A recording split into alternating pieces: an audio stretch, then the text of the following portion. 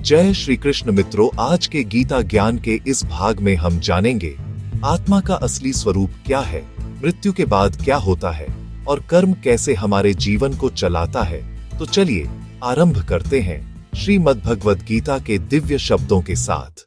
श्लोक 2:20 न जायते म्रियते व कदाचिन्नायं भूत्वा भविता व न भूय अजो नित्यः शाश्वतोऽयं पुराणो न हन्यते हन्यमाने शरीरे साइंदौबम आइंदादौदौन शाइसे सारिडी सो।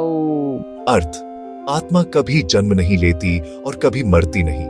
वह अजन्मा, नित्य, शाश्वत और पुरातन है। जब शरीर नष्ट होता है, आत्मा नष्ट नहीं होती। व्याख्या: जैसे हम पुराने कपड़े उतार कर नए पहनते हैं, वैसे ही आत्मा पुराने शरीर को छोड़कर नया शरीर धारण करती है। मृत्यु सिर्फ शरीर की है, आत्मा की नहीं।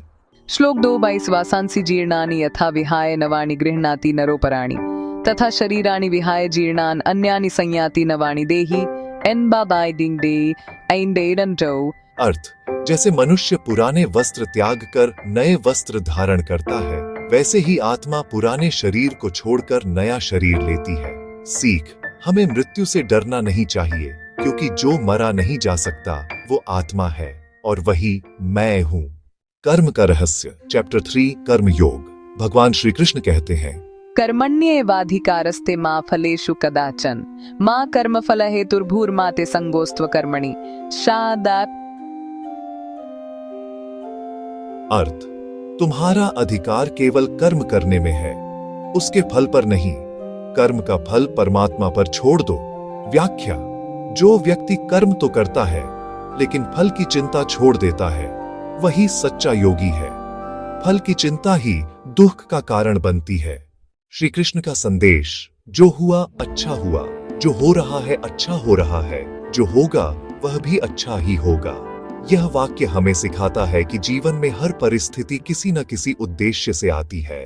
ज्ञान बिंदु: मुख्य बातें। 1. आत्मा अमर है, उसे कोई मार नहीं सकता। 2. मृत्यु केवल शरीर का परिवर्तन है। 3. सच्चा योगी वही है जो बिना स्वार्थ कर्म करता है। 4. मनुष्य अपने कर्मों से ही अपना भविष्य बनाता है। 5. श्री कृष्ण हमें सिखाते हैं संतुलन और समर्पण का मार्ग। श्लोक 4:7 जब अधर्म बढ़ता है, यदा यदा हि धर्मस्य ग्लानिर्भवति भारत अभ्युत्थानम् अधर्मस्य तदात्मानं सृजाम्यहं जरा उइंडेई त्राइडीन सी टीएन चाइन। अर्थ, जब जब धर्म की हानि और अधर्म की वृद्धि होती है, तब तब मैं स्वयं पृथ्वी पर अवतरित होता हूँ। सीख: यह वचन हमें बताता है कि जब भी संसार में बुराई बढ़ती है, तब ईश्वर किसी न किसी रूप में जन्म लेते हैं, धर्म की रक्षा के लिए। अंत में प्रेरणादायक संदेश: हर दिन कुछ अच्छा करने की कोशिश करो, हर व्यक्ति के साथ प्रेम और करुणा रखो और अपने हर कर्म को ईश्वर को समर्पित करो। यही गीता का सच्चा सार है। हर आत्मा दिव्य है, बस उसे पहचानने की देर है।